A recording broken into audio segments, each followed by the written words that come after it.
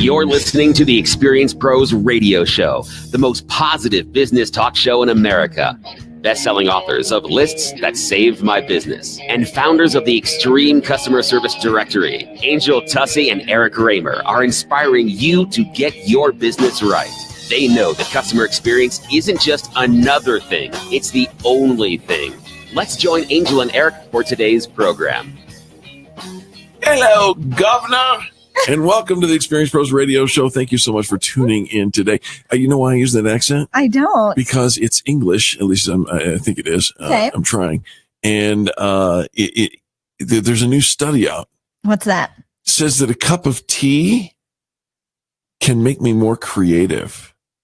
Okay. And so... What have I been drinking for the last several months? Tea. I am so much more creative because of the tea. You're not picking up what I'm laying down. You know what? I love it. I love that you're being more creative. That's always a good thing. I think where I got stuck is that you have foregone coffee for tea, because I think that's where I got stuck. I don't know why. Right? Yeah. There had to be coffee. I have my coffee in the morning, as often as possible. But here at the studio, I've pretty much gone strictly with tea, and you get a much more consistent product.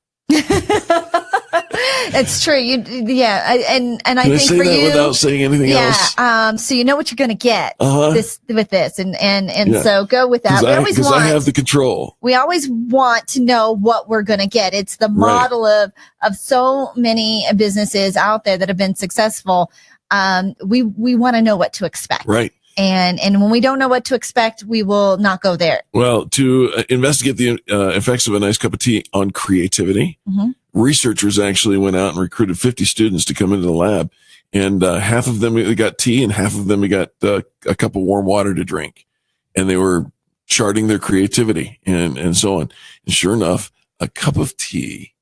Doesn't matter what kind of tea? It doesn't say that. What kind of tea did they give them? I want to know now. They tried Earl Grey or chamomile.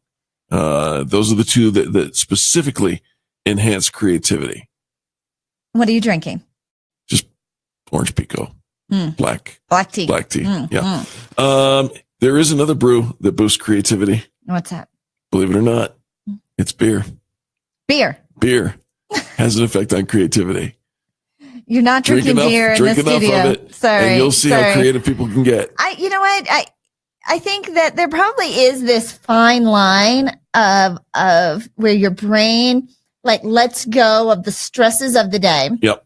And it is in this sweet spot before you get stupid, right? And so I find that sweet spot happens when I go to the gym. Oh. It gets rid of all the junk, all the stressors, kind of files everything where it needs to go. And then I can go into my creative zone. All right. But it's like this gap. Imagine if you took tea to the gym. Imagine if I took tea to the gym. You take tea, I'll take beer. No, you can't drink out with beer. Because you're sweating. Yeah. And you sweat out what you're consuming, and I don't want to smell that. Okay, let's talk about making money. Making how much money? $1 million, right? Mm-hmm. A brand new author says, if you want to make $1 million this year, then you better pay attention to your energy. Your what? Your energy. The universe pays attention to your energy, so keep it positive. There's a brand new book by Jen Sincero, and she says that money is currency and currency is energy. So if you tell yourself and your friends or anyone who will listen to you that you're bad at making money, then the universe will most likely not send any your way. If you say you could never afford to vacation in France, then you might as well say au revoir to the dream. Au revoir. But if you say, yes, I can, and I'm great at it, she says, first of all, you need a mantra. Right? And the positive mantra that Jen adopted in her 40s was, money flows to me easily and freely. Yes, please. Right? She says, good mantras elicit emotion. She said, I drilled it into my head and it made me feel better. And this was now 12 years later. When we feel better, we're more inspired to take action. And when we feel better, we look for opportunities that are waiting for us. This is not rocket science, people. It's Vision Board 101. Right. Right. You've just put in your mind what it is you want to receive, and then you subconsciously wire yourself to go out and get it. So now that you have your mantra, right, you're feeling better, you're more energetic, you're looking for opportunities, you need to envision what you want. And she says you better be specific. Absolutely. Rather than just saying, I want to make $1 million, you've got to do it in very specific terms. So she says maybe make a Pinterest board of your dream kitchen or your dream vacation or the colleges your kids want to attend or the library that you're going to write a big check to, or church or favorite charity. There you go. You know, I so want to be philanthropic and just, you know, shower people with money, but you have to have some first, right? Some charities that I want to be philanthropic to. You know, there's something here. Right. This is Neuroplasticity 101, folks. Actually, it's probably the 301 level. But you got to be able to rewire yourself, and you can with the words that you speak to yourself. The next thing is probably the most important thing for business owners and entrepreneurs to realize. They can charge what they're worth. She said this one really hit home.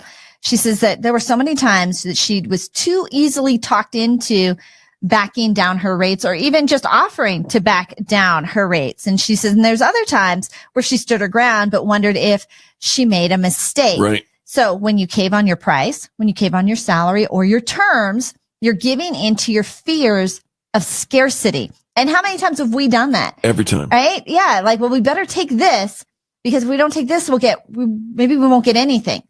And we end up accepting terms that we know that's not what we wanted, right? But we kind of thought it's better than nothing. And what you do is you undermine your entire psyche with that. You know, the old phrase, a bird in the hand is worth two in the bush. Mm-hmm. Why settle?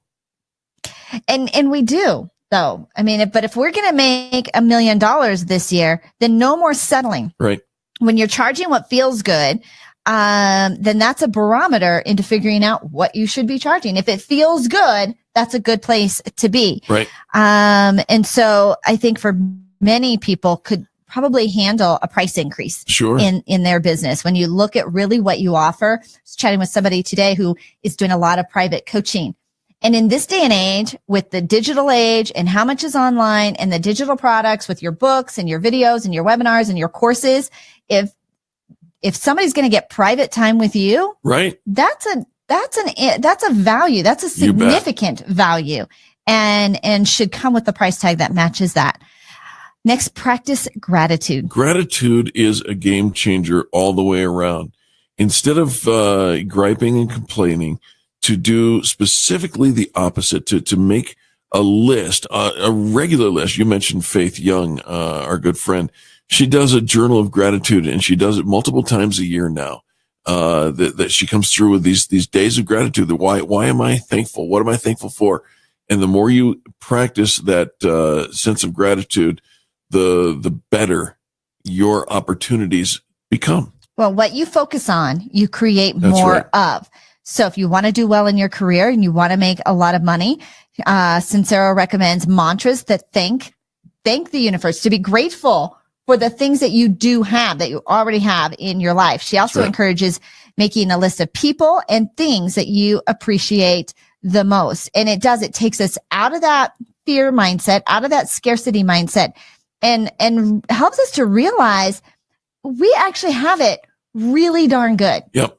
Next, realize that the people around you absolutely affect your ability to either make or break your goal of making $1 million. Yeah. Chances are, if you're hanging out with 4 broke people, you're number 5. That's right. Right. They say that you are the direct result of the 5 people you hang out with the most, the books you read, the music you listen to, all of that. And so when we had Sally Warren last hour, she's got her brand new book coming out, Succeed with Purpose. And she talks a lot about the right people in your space. Cause they'll tear you down. They'll plant seeds of doubt, and fear and worry and scarcity. A lot of times people will give you an opinion based on their own experiences, and their fear and their scarcity of what they aren't willing to do. And so make sure you've got the right people on your team. And then her final tip is to ask for what you want. It comes straight from the good book. Ask and you will receive. Mm-hmm. Right? So don't be afraid to ask for what you want and then pursue it. Does it mean you're going to get it all quick and easy without having to work for it? Absolutely not. That is the stuff of myth. But you can roll up your sleeves, put yourself in a better headspace, and you are much more likely to get your $1 million this year. All right. Great stuff. We'll be back right after these messages. Thanks for tuning in. Listener Sam is helping us. She says, drink more tea. Absolutely. Back after these messages, folks.